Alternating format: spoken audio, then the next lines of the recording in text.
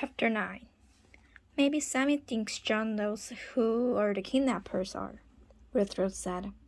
Maybe, Dink said, or maybe John is the kidnapper. Josh and Ruth looked up from their jello. Josh and cool wimp on his nose. His tutor? He asked.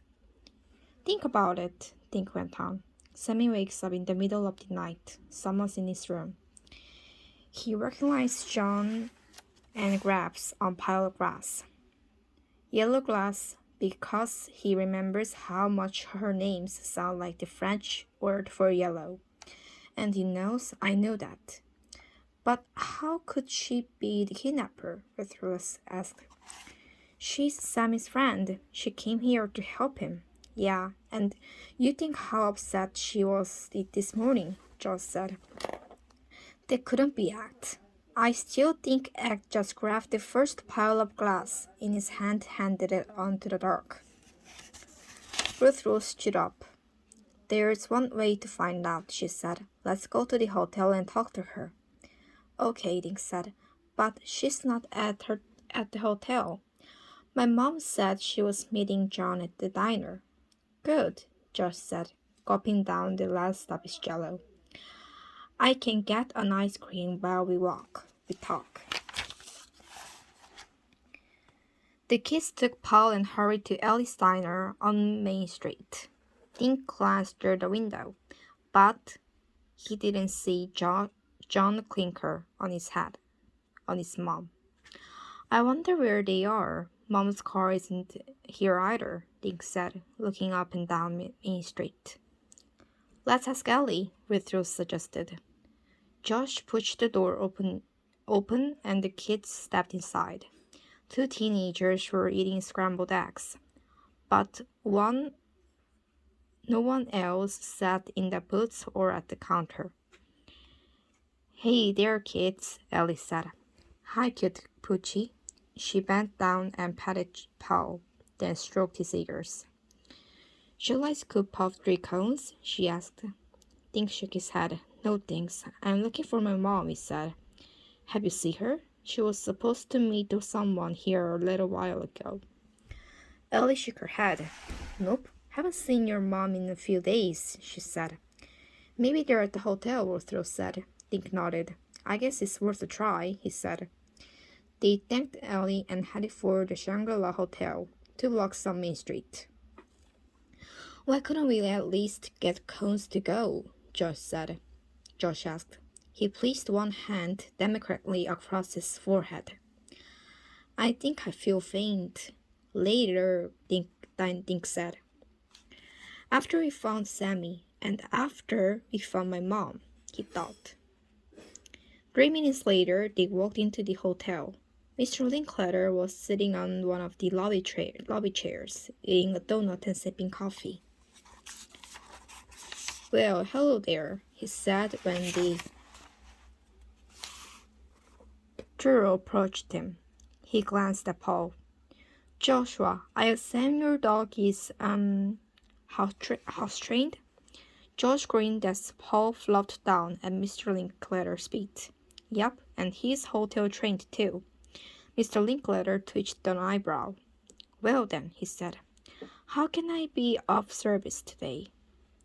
I'm looking for my mom, Dink said. She was supposed to meet John Clinker at Ellie's, but they are not there. Have you seen them? Mr. Linklater set his coffee down. I didn't see your mom, but Mrs. Clinker left the hotel a short while ago. Did she say where she was going? Mr. Linklater shook his head. Not a word. Dink glanced around the hotel lobby. Where could his mother be? She always let him know if she had to change their plans. Always. She didn't leave a note or anything? I'm sorry, Donald, Mr. Linklater said. Perhaps she's gone back home. Would you like to call her? Suddenly, Dink felt sick. He blinked back tears.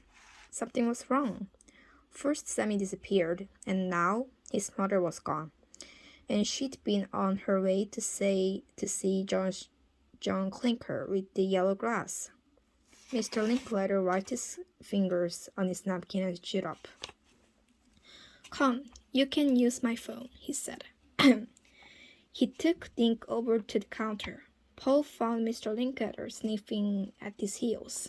Dink dialed and listened for his mother's voice on the other end.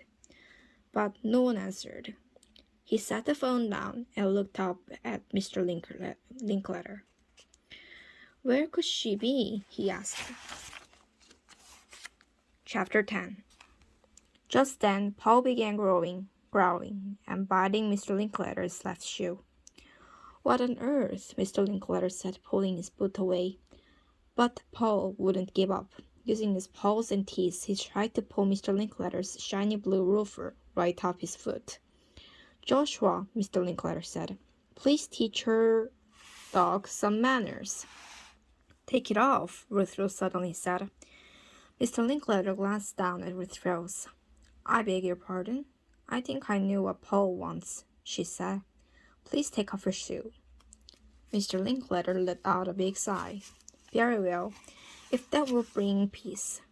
The tall man leaned over and removed his left shoe. He showed it to Paul. There, satisfied? He asked. Paul grabbed the shoe in his mouth and dropped it at Josh's feet. I was right, Ruth Rose said. She picked up the shoe and held it upside down. On the sole stuck to a wad of gum, were a piece of shiny yellow grass. The dog was after a nasty piece of gum, Mr. Linklater asked. No, Dink said. That piece of glass is from Sammy's kaleidoscope. This means the kidnappers brought Sammy here to the hotel. Donald, you're giving me a headache, Mr. Linklater said, taking his shoe back. He pulled the gum up and slipped the loafer back on his boot. Who is Sammy? What kidnapper? Dink told Mr. Linklater about Sammy's disappearing from his bed. Then he explained about John Clinker's French lesson, Sammy's kaleidoscope, and the trade of yellow grass. Now my mom's missing too, Dink said, and I think John Clinker kidnapped them both. She might be keeping them up in their room. Dink, Josh said. Officer Fallon and Sammy was taken away in the boat. How could he be in the hotel and in a boat at the same time? I don't know, Dink said, but I still want to check out John Clinker's room. That piece of glass on her shoe proves Sammy was here. Mr. Linklater sighed and set down his half-eaten donut. Very well, he said. Miss Clinker has room 301. I'll take you up there, but you must be very quiet. Other guests don't expect crowds of children parading around the halls. He looked down at Paul. But the hound has to stay down here. The Shangri-La does not permit animals upstairs. But he can smell stuff, Josh said. We need him. Mr. Linklater looked at Paul's big brown eyes. Oh, all right. What's one more broken rule? The kid and Paul followed Mr. Linklater into the elevator. When he stopped on the dirt floor, they all walked quickly to room 301. A man in a white uniform was pushing a cart full of linings. Down the hall and around the corner, Mr. Linklater unlocked the door and pushed it open. George Clinker's bed was made, and 2 suitcases stood on the floor. Do your thing, George whispered into Paul's ear. Paul walked into a wide circle, sniffing the carpet. Suddenly, he made a beeline for the closet and began scratching at the dot. Josh opened the closet door and Paul rushed in. Dink noticed that the closet was empty. John Clinker had packed everything. What's in there, boy? Josh asked, getting down on his hands and knees. While Paul and Josh searched the closet door, Dink and Ruth looked under the bed and the bathroom. Suddenly, Josh backed out of the closet. Look what Paul found, he cried. In his hand, he held a small piece of yellow grass. You're right, Dink, Ruth said. Sammy must have been in his room. Just then, Paul raced from the room with his nose to the floor. The next thing they heard was Paul barking and growling. Something followed him, just in time to see Paul attack the white lining cart. He beat at the side of his car and tried to pull it back along the floor. The man in the white uniform pushed the cart in other direction. Get out of here, Mutt, the man yelled, kicking at the dog. That wasn't a good idea. Paul grabbed man's pants cuff in his teeth and began thrashing and growling. Paul, no, Josh shouted. He pulled Paul away, but the hound was still barking at the man. Mr. Linklater looked at the man. Who are you? He asked. Just collecting the laundry, the man said, glaring at Paul. Mr. Linklater pointed to the words stitched into man's shirt. But we don't use Ace Laundry Service, he said. Suddenly, the man bolted for the elevator, but he tripped out Paul's leash and fell on his face. Mr. Linklater moved surprisingly and sat on the man's back. What are you doing in this building? He demanded. I ain't talking, the man mumbled with his face in the carpet. Help me, guys, Dink said, grabbing the side of the cart. With a solid yuck, the kids topped it over. A mountain of sheets and towels piled out at the floor. In the bottom of the cart, Sammy, tied and giggled. Chapter 11. The three kids led Sammy out of the cart and laid him gently on the floor. While Dink and Josh walked on the nuts, Ruth pulled away his gown. Before Sammy could speak, Paul waded over and covered his face with wet dog kisses. Sammy gave Paul a big hug. Then he sneezed. They all jumped when the elevator door slid open and John Killer stepped out. When she saw Sammy and the man on the floor, her face turned as white as the sheets. You found Sammy, John said, rushing to his side. Ain't that cute? The man on the floor said. Well, I ain't talking this rapper alone. She's the one who planned the whole thing. We done it together. What are you talking about? John said. I've never seen this man in my life. The man let out a cackle.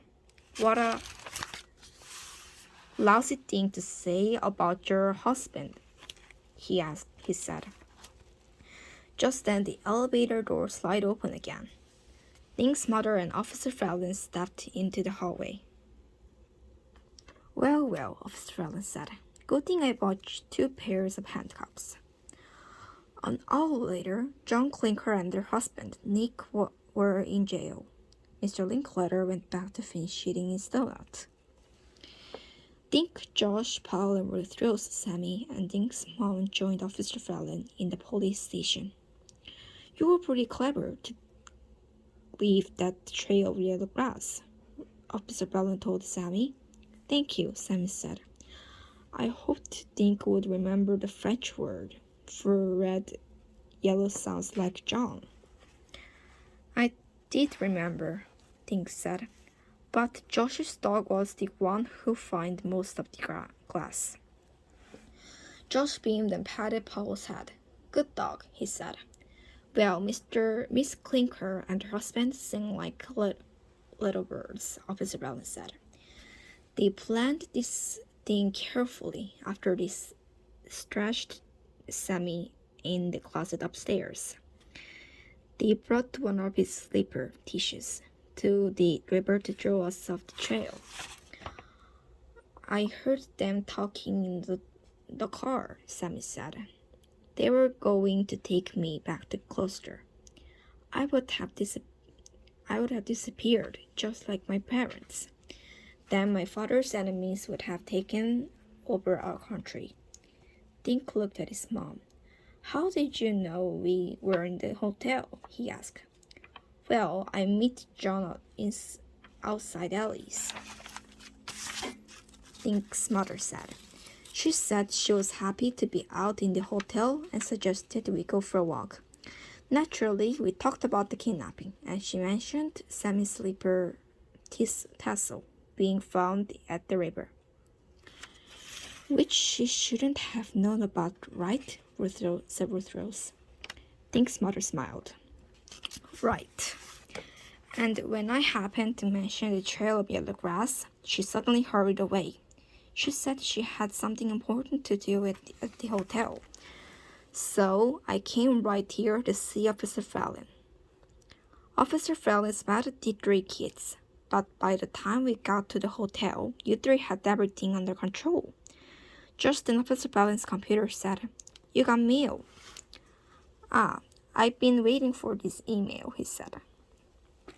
He moved his computer mouse, clicked twice, and smiled. You should all hear this, so I read it aloud. The king and queen of Gloucester have been found, thanks to your tip. They are alive and well. Both send love to their son. Want him to come home immediately. Everyone in the office cheered. Sammy looked shocked. Then he beamed. But how did you find them? He asked Officer Fallon. Your kidnappers spilled the beans, he said. They were hired by the same guys who kidnapped your parents. They gave me names and places, so I just emailed the Gloucester police. The next day, Josh, Paul, and Ruth Rose said goodbye to Sammy. Each of the kids gave him a wrapped gift. Paul's gift for Sammy was a big wet lick on the cheek. Sammy smiled, then sneezed. 3 weeks later, a large package arrived at Dink's house. It was from Gloucester and addressed to all 3 kids. Dibs on the cool stamps, Josh said. Dink opened the parcel and found 4 smaller packages labeled Dink, Josh, Ruth Rose, and Paul. Dink and Josh found small gold kaleidoscopes in their packages. Their names were spelled on the sides with tiny rubies. What did send you? Josh asked Ruth Rose. Oh my gosh! She screamed and held up a dark blue roof, just like Sammy's. Here's a picture and a note, Dink said. He read the note aloud. The picture showed Sammy wearing the kids had given him. Ruth Rose's sweatshirt, Josh's jeans, and Dink's baseball cap. Suddenly, Paul let out a woof. He wants us to open his package, Josh said. He helped Paul rip up this paper. Inside, they found a purple velvet doggy sweater. Good Dog had been stitched in the velvet with gold thread.